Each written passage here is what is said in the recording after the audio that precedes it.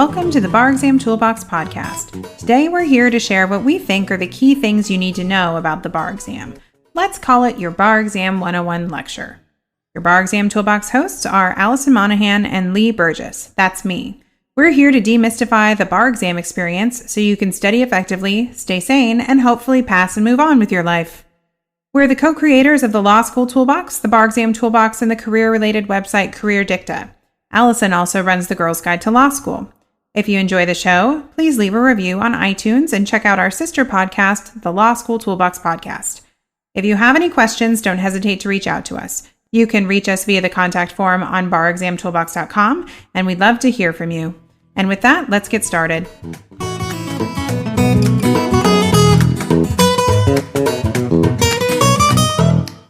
Welcome back. Today we're talking about the basics of the bar exam. Now, this might send shudders down your spine if you're a 3L looking to take the bar exam this summer, or perhaps you're thinking, hey, I'm a 1L, why should I be worrying about this yet?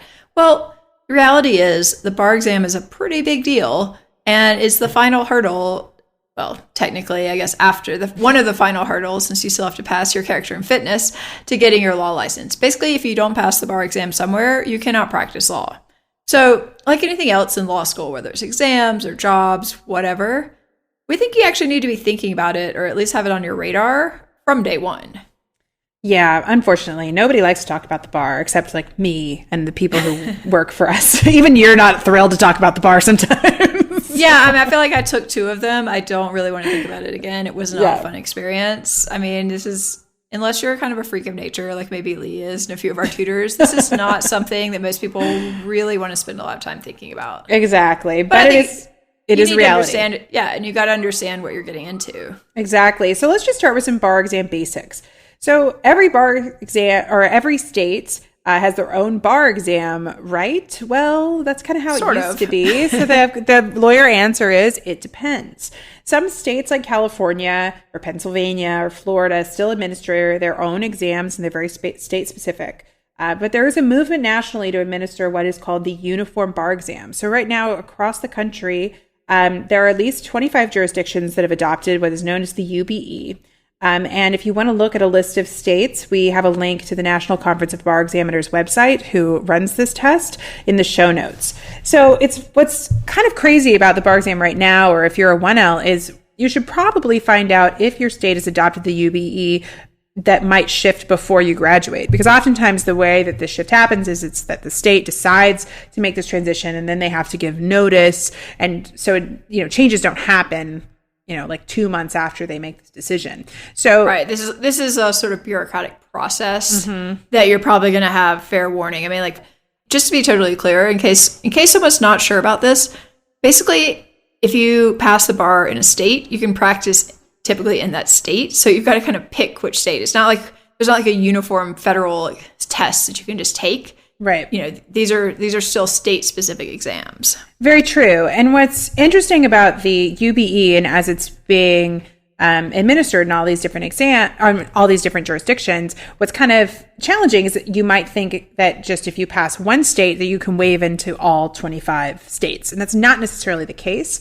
That would be awesome. That would be amazing. And I think a lot of people, we're going to talk later in the podcast about like the bar exam future. And I think a lot of people would like that to be the bar exam future. But each state can still require a certain score to be admitted. So just because you passed in one state doesn't mean that you're going to have a high enough score to pass in another one. They might still have their own character and fitness requirements. States like Washington have an additional like multiple choice online test that you have to take. I mean, there are different requirements in different states. And so you need to do some research and think, okay, well, if I want to practice in, DC, New York, and New Jersey, does it matter, all 3 of which, by the way, are UBE states, does it matter which one of those jurisdictions I take the exam in? Can I waive into all of them? What's the deal? And it's just not as clear cut as it used to be. Right, but it could be better, because it used to be if you wanted to be admitted in, for example, New York and New Jersey, you would have to sit for 3 days of testing, because you do the MBE multiple choice day, which is universal, and then like the New York day and the New Jersey day. So I'm assuming that doesn't happen anymore. No, that is going away as New Jersey switches over to UBE. So yes, I do think it's better for a lot of students. And there are also students who are getting kind of creative on how to deal with the UBE reality.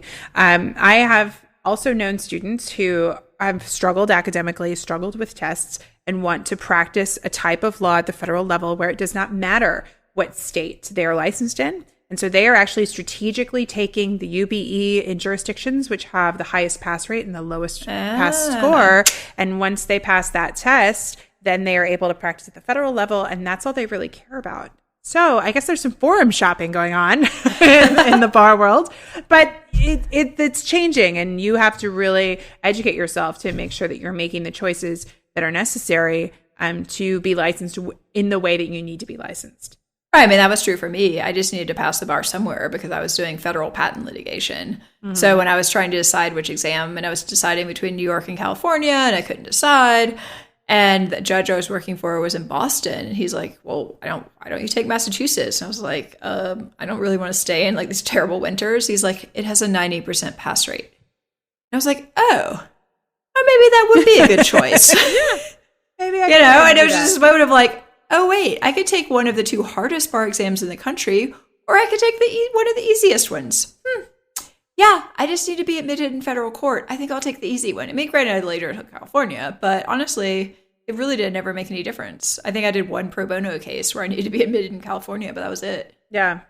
So it's really worth, educating yourself about what your career options are and being strategic. And the UBE is definitely continuing to gain steam, especially with the fact that New York now administers it. That was really one of the large jurisdictions that needs to switch over. But, you still got to be smart, right? And I definitely know people. Go ahead. Oh, I was just going to say that I definitely know people who, are thinking long-term career-wise that they want to take, California and New York as the UBE and just have their licensing for their entire career kind of done at that point. Yeah. I mean, I think on the one hand, it's like you need to be admitted somewhere, hopefully quickly after you graduate. But, it's always hard to predict in the future. Like, do you really need to be admitted in this new place? Do you not need to be, I mean, the advantage of the UBE in theory, at least, is that if you have to move someplace, presumably you might be able to transfer your scores, which would be great. Mm-hmm. I mean, I don't know, do you think the UBE is easier? Sometimes people seem to think that. I think the UBE is easier for some people. It depends on what your struggles are. I think the harsh reality of the UBE, which has been the reality in most states, is there's a lot of multiple choice. It's half of your score is that 6-hour multiple choice test, the MBE on the second day, and that's kind of brutal for a lot of people. I think that the nice thing about the UBE is the written portion. Half of it is something called the multi-state performance test, which are 90-minute closed universe research assignments, and you don't have to know any law for those. So I think it's beautiful that there's a whole chunk of the test that you can just take without memorizing anything. But again, some people struggle with it. It's not something you can just show up to if you're not the best legal writer and you're not, used to reading documents quickly and putting stuff together quickly. I think all the parts of the bar exam can be challenging. Yeah. So let's just run through really quickly exactly what's on the UBE if you've never heard of it. So the first day, which is always a Tuesday, is 6 30-minute essay exams in the morning. These are called the MEE, the multi-state essay exam. And then you have this 2 90-minute performance tests, which are called the MPT in the afternoon. Those are the closed universe assignments, mimicking an assignment you would get at work. You don't need to know any law, but they're still really easy to screw up. So you need to practice them and get comfortable with the different types of assignments that they give out. For example, they might ask you to write, I don't know, what would they ask you to do? You can be writing an objective memo. You can write a persuasive brief to the court. You can do other tasks. I've seen tasks like a closing argument or things like that. They give you detailed instructions, but you have to be familiar with the different types of assignments. So when you get the detailed instructions, you basically know what to do with them. Right. And I think the key here is you want to have a plan. Yeah. You don't want to go in cold and be like, I don't need to study for this part. Yeah. So the second day of testing is the MBE, which is 6 hours of multiple choice questions covering 7 topics: torts, contracts, con law, civ pro, property, crimes, and evidence. If you're a 1L, you might be thinking to yourself, wow, this sounds like my first year curriculum. You're right. Studying for the bar. Yes, studying bar can often feel like you are reliving your first semesters of law school, which is one of the reasons why you don't want to mail that stuff in. because it's going to come back and haunt you. So yeah, and I think it's also worth, if you have like really good study aids, really good attack plans or flow charts or something, save those. Yeah. You might want to look at them later. Exactly. I think that's a really, really good point.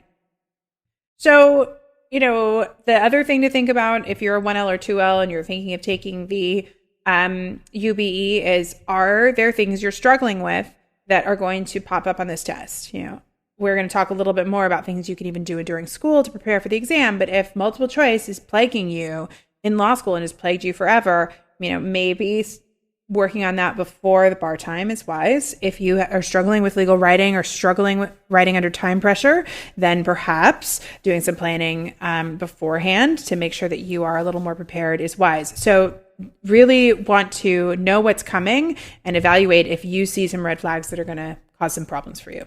Right, because I think the reality is in the bar study period, you have a very concentrated time to learn a lot of information. And it's very difficult to learn all of that information, plus trying to learn how to do legal writing or learn how to take multiple choice questions. You need to do that part beforehand. I think it's true. The study skills part should not be what you're working on during bar time. Bar time should just be about knowing getting familiar with the substantive material, some of which maybe even in classes you didn't take in law school, and then practicing and learning how to execute the test. Yeah. Learning how to IRAC should not be what you're doing during your study period. Yeah. I mean, sometimes I talk to students who are like, I'm getting like 40% on the MBE. Do you think I can pass? And it's like, no. Right. Like if you dig that type of hole for yourself, you're not going to pass. No, I'm sorry. Statistically, it's not possible. It's literally impossible if you're doing that poorly. Yeah, and I think you have to be really honest with yourself about it. Again, it's not that you can't overcome.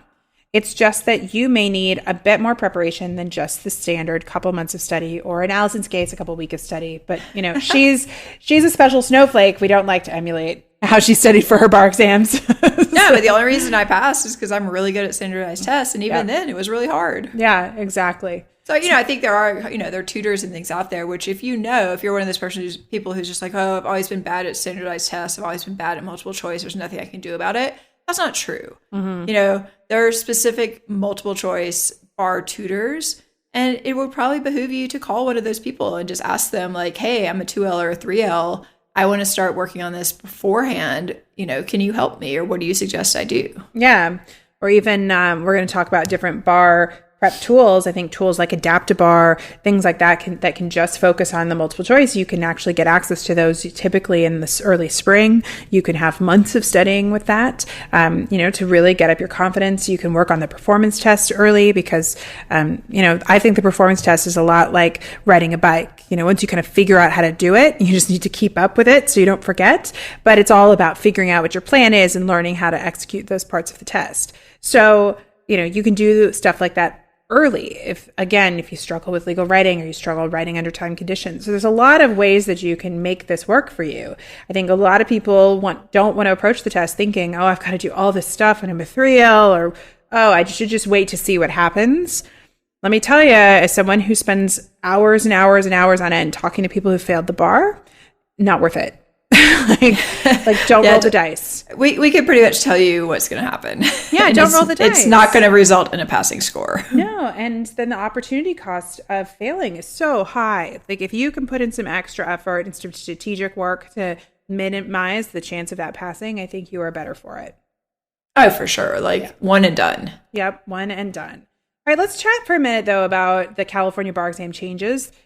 So the first day, the California bar is going to now include 5 1-hour essay questions and then one 90-minute performance test. So I think one of the downsides to the new California exam is if you're good at performance tests, you don't have the opportunity to pad your score with some performance test scores. It's really all about the essays and the multiple choice, which I think is actually a doozy for a lot of people. So I think it's still going to be quite challenging. Right, you used to get essentially one day, 2 sessions that were PTs and 2 sessions that were all exams, right? Yeah. Well, yeah, you'd have the morning of essays and an afternoon PT and then that duplicate of that day. So, right, but you're doing half and half. Yeah, like a third of your testing time was performance test, which you didn't have to know anything for, which I was pretty excited about. I was like, this is like free points for good writers. Exactly, exactly. Yeah, you're right. So I think that could have a negative impact on some of the sort of more the people you don't really expect to fail, I think it could cause more of them to fail. Yeah, because they're not gonna have that extra session of like, oh, you're like a good writer, so we're gonna give you some extra points. Yeah. So there's going to be some, some shakeup with this, but I think California's, by making this change, is still making it quite a challenging test. I think they're only dropping one essay question. They're still giving you 5 of these 1-hour essays, which are really challenging. So such is life. We're going to deal with what is, handed out to us, and students are going to prepare for this exam. And I think it's just important to not go into it thinking that just because it's shorter, California's, being more lax in who it's going to pass, because I don't think that's what's happening. At all. In fact, I'm looking at this and I'm like, oh, I think I would have been way more likely to fail this test. Yeah, I think you would have too. Mm-hmm. Like, I don't think I walked in prepared well for the essays. Right.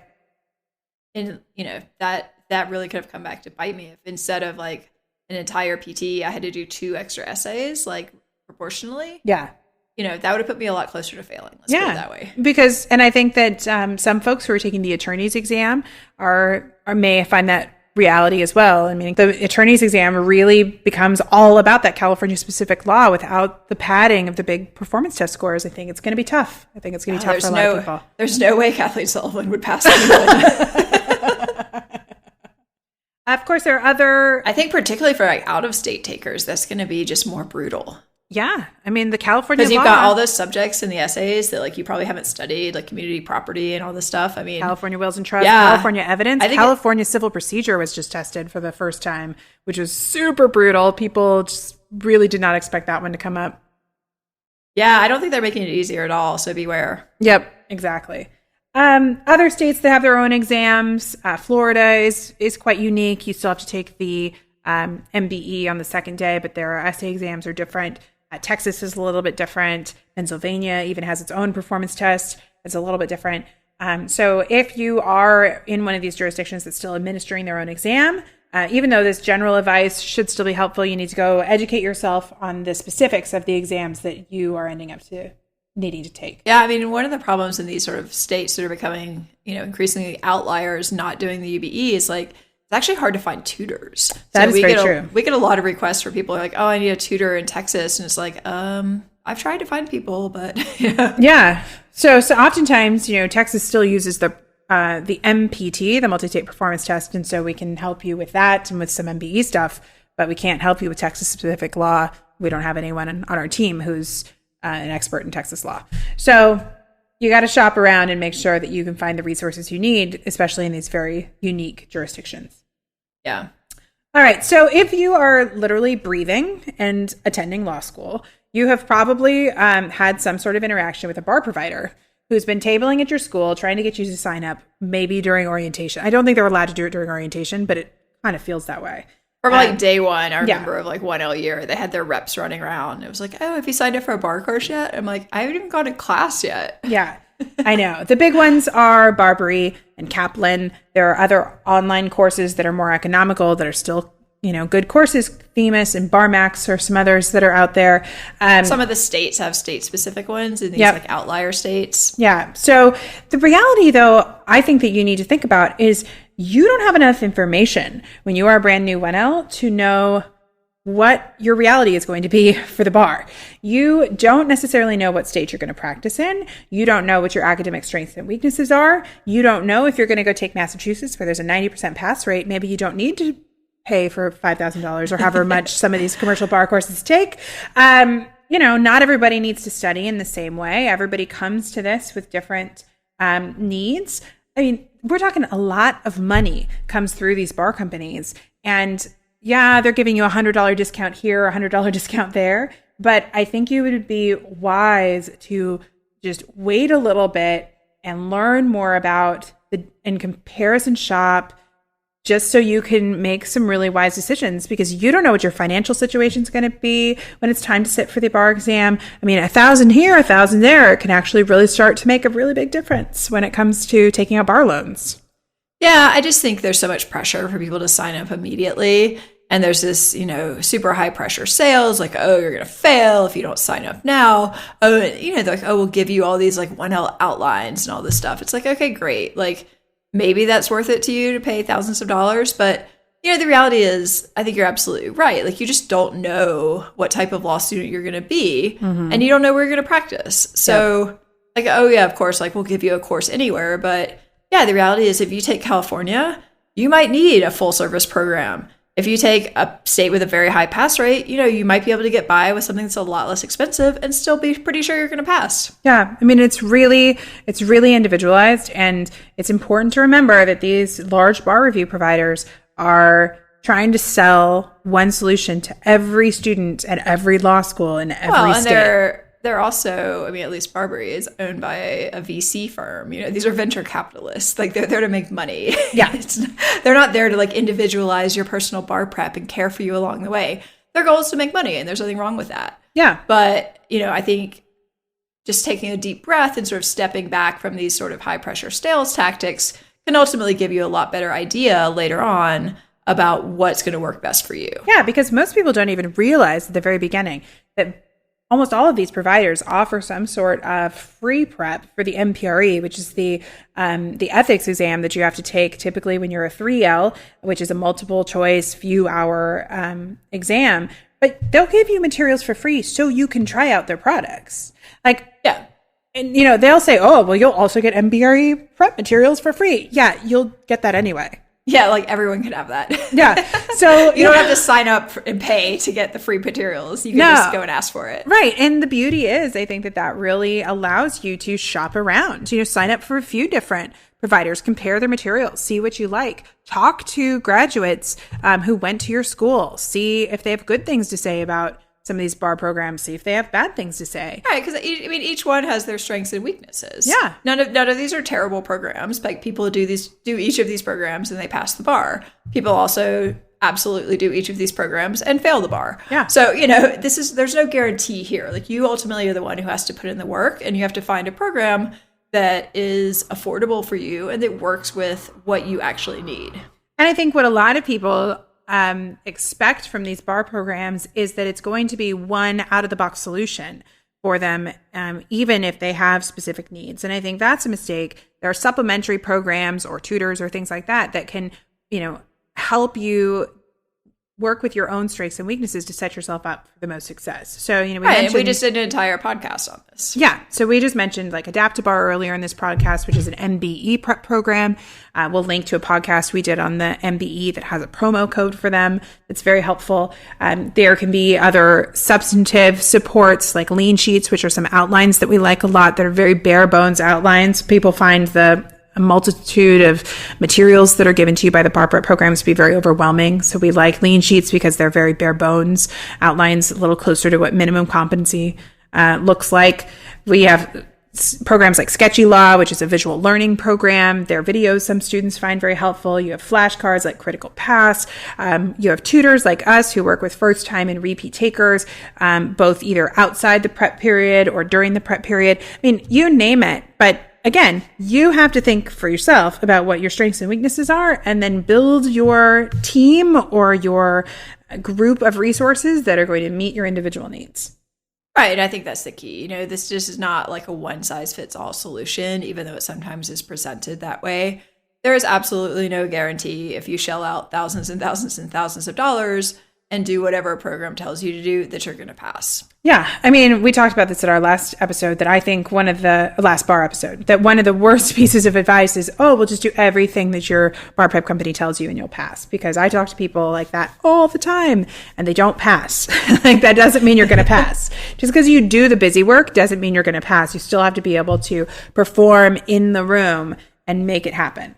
Right. And some people may have other issues going on. If you know that you have test anxiety issues, or you have some other outside issues that you think maybe you need to deal with before you sit for the bar exam, deal with those before you fail. Yeah, it's so true. Accommodations, also something to think about. If that's something that you are dealing with in law school, you want to make sure you understand what the accommodations requirements are for the jurisdictions that you are planning on sitting for the exam. Different states have different thresholds for where you can get accommodations. And right. Overall, I would say they're more strict than law schools typically. I think that's true. They often want a lot of documentation, and they usually want you to have had accommodations in law school as well. So basically, if you are are suffering from something or have a situation that requires accommodations. And again, we're talking about accommodations of all sorts of things, pain, back pain, carpal tunnel, anxiety, debilitating anxiety, learning disabilities, health related things. I've had students who've needed accommodations and because they need to eat, they can't go 3 hours without eating, opportunities to take more bathroom breaks, opportunities to have your own room. Like there's so many accommodations, but if you're in law school and you know that you're going to need specific accommodations, you better make sure that your state's going to be amenable to that. Or maybe you need to think about taking the exam in a different state. Right. I know one thing that comes up repeatedly is women who are breastfeeding. Oh, yeah. That's certain states are not accommodating of that, which is probably illegal. And, they're being sued. But you don't want to find yourself in this situation where suddenly you're like, oh, my God, I can't have like a separate room or a break for breastfeeding. Like, what am I going to do? Like, you need to figure this out in advance. Yeah. I mean, it really is something that you don't want to be dealing with during the stress of bar prep. That's for sure. I think another thing people haven't really thought about when they're in law school is that your law school also may actually have classes that are sort of, or actually bar courses that you get credit for. So the ABA allows schools to offer courses on the bar exam that you can get credit for. They oftentimes have some sort of non-bar prep name, which is always found kind of funny. So legal drafting was one of the classes at my school, and that was basically to teach you to take the performance test. It was just called legal drafting. I've seen all sorts of things, advanced legal analysis, or I can't even remember. I've taught some of these courses. I can't even remember what some of them are called. They're not called Bar Prep 101, which is what they should be called. But you should find out. Some schools now are starting to require them even. Yeah. Well, that's because many school bar passage rates are going through the... Right. I mean, and also... Yeah, and the ABA is they're getting ready to be more strict on whether a school is going to be accredited if they don't have a certain bar passage rate. So... this is something that schools are putting more and more resources into because it's in their interest that you pass the bar, particularly that you pass it the first time and you become a lawyer and, happy and donate money, but also they're going to not be able to be accredited if all their students fail the bar. Yeah, exactly. So you should ask around and find out what these classes are at your school. If they're not required, take them. But I think students tend to, my impression at least is a lot of people don't really take them very seriously. I think that's true. I know when I taught them, there were definitely people in my classes, sorry if you're listening, that didn't take it seriously. I mean, we talked a lot about that in the beginning. We made a challenge to everybody to turn off their Wi-Fi. I still knew when people were, chatting online or shopping online or doing whatever online instead of being, present. I had students who didn't do the assignments that I assigned. I had students who, didn't put in effort. And I even gave out my class at certain points wasn't even pass fail. I mean, some students even got grades. But people don't take it seriously. And, it's just such a waste of time. Like if you're going to do any sort of prep for the bar, just do the work. Like it's going to pay off. You're going to pass. Failing is so much worse. Well, I think we see a lot of overconfidence. I feel like of people going into the bar, there's this idea of like, I went to 3 years of law school. I'm going to take a bar prep class. How would I possibly fail? I've never failed anything in my life. Yeah. How many calls have you had with like students from Stanford who are like, I've never failed anything in my life. Yeah, who are just floored by the fact, that they. And every year, no school in the entire country has 100% bar pass rate. Nope. None of them. Nope. Look it up. Someone always fails. Yep. I don't care where you went to school. Yep.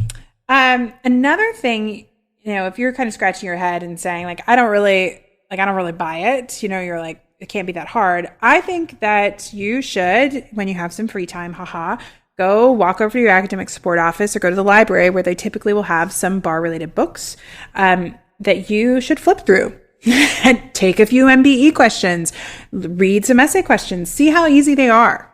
Because at first blush, you might say, oh, well, that's kind of, that's okay. And then you might take 10 con law questions and find out that you got none of them right. Yeah, the MBE, I would say, is the most difficult multiple choice test by far I've ever taken in my life. Hands down. Yes. Hands down. What's like an amazing, excellent score? Probably like 80%. Oh, yeah. I mean, most people, you're trying to get around 65 to 70%. But yeah, somebody who gets like an 80% or above on the MBE, I think is pretty amazing. I mean, so I know there are people who get higher than that, but yeah, I mean, you're rocking it. These are like very smart people who all studied, and they're still missing, the best people taking the test are still missing probably 10 to 15% of the questions. Yeah, that's crazy. These are probably people who like knocked the LSAT completely out of the park. Well, I was going to say, this is like not like the SAT or the LSAT where you can get a perfect score. I would say, I would guess there's not a single person who sits for the bar exam anywhere in the country who gets a perfect score in the MBE in any given year. Yeah, I mean, I know there are at least one or two people who claim that they have, but well, how would they even know that? Some jurisdictions will like let you figure out. I mean, if you try and transfer your scores, you actually get your score. So okay, maybe a handful of people, but very, very small. Like most of the people listening to this podcast were not going to knock it out of the park. I'm guaranteeing you I did not get 100% on the MBE. Oh, I guarantee you I did not get 100%. And that's the only reason I passed the bar, so I know I did pretty well on it. Yeah. All right. So go learn a little bit more about the tests. If you don't have time to do it, if you're a 1L and you don't have time to do it in the school year, something that you can do over the summer to just get a bit more familiar with it. All right. So in our last few minutes, I just wanted to kind of look ahead into the future and talk a little bit about what what changes might be coming to Barland in the coming years. I think the UBE is on a roll. I think they are, going to continue to have wider adoption. I think this idea of being able to move between states, at least some states, is going to continue to take off. I think there are going to be growing pains, as there are with everything. But I don't see California and Florida and some of these other states giving up their tests all that soon. But we'll see.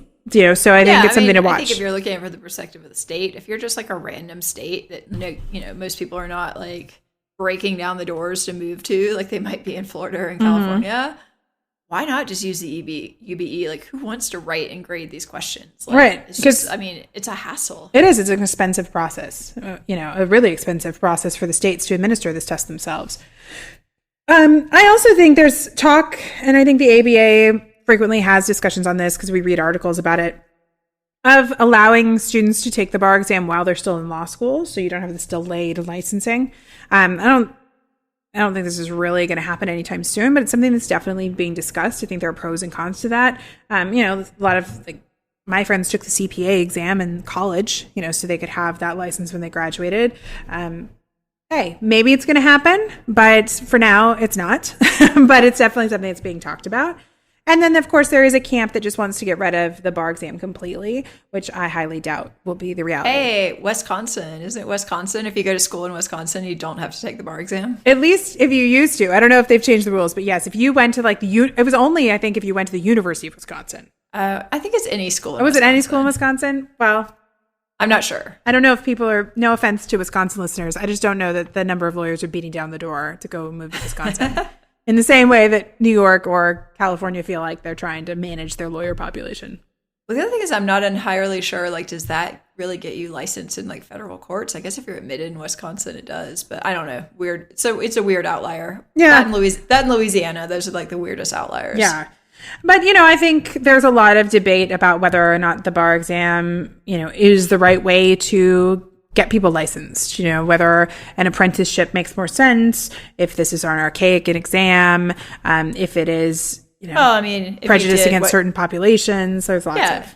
If you did what you do on the bar in real life, you'd be committing malpractice. Yeah. So yeah. I'd say there's a strong argument that maybe it's not that relevant, but it is what it is. You don't have a choice. Yeah, it is what it is. It is the licensing exam, and you need to figure out the rules of the game so you can win the game. And in the end, exactly. Once you're licensed, nobody's going to ask you how you prepared for the bar exam unless it's a 3L looking for mentoring advice. All that matters is you did get licensed. So you just do everything that you can to set yourself up for success and make sure that, you have the resources and you've done the work. So you hopefully aren't calling me because you got disappointing bar exam grades. Yep. Not what we want to see. We want you to pass the first time. We do. All right. Well, unfortunately, with that, we are out of time. Hope this hasn't been too anxiety-inducing, but it's okay because it's better to think about it now than to not think about it until. Yeah, I gotta say, I'm really scared for people in California now. We've talked about the changes in California. It It sunk in during this podcast. Really sink in until I was like, oh my God, you're losing an entire session of performance tests. That is horrific. Like, that's really hard. So California takers, Alison is feeling the pain right now for you. I mean, I'm really glad I'm licensed, even if I'm inactive. I'm like, whoa, don't want to go through that again. No, I really do think it makes it harder. I don't think it makes it easier. Yeah, I think it's going to be challenging in a different way. And with that, we're out of time.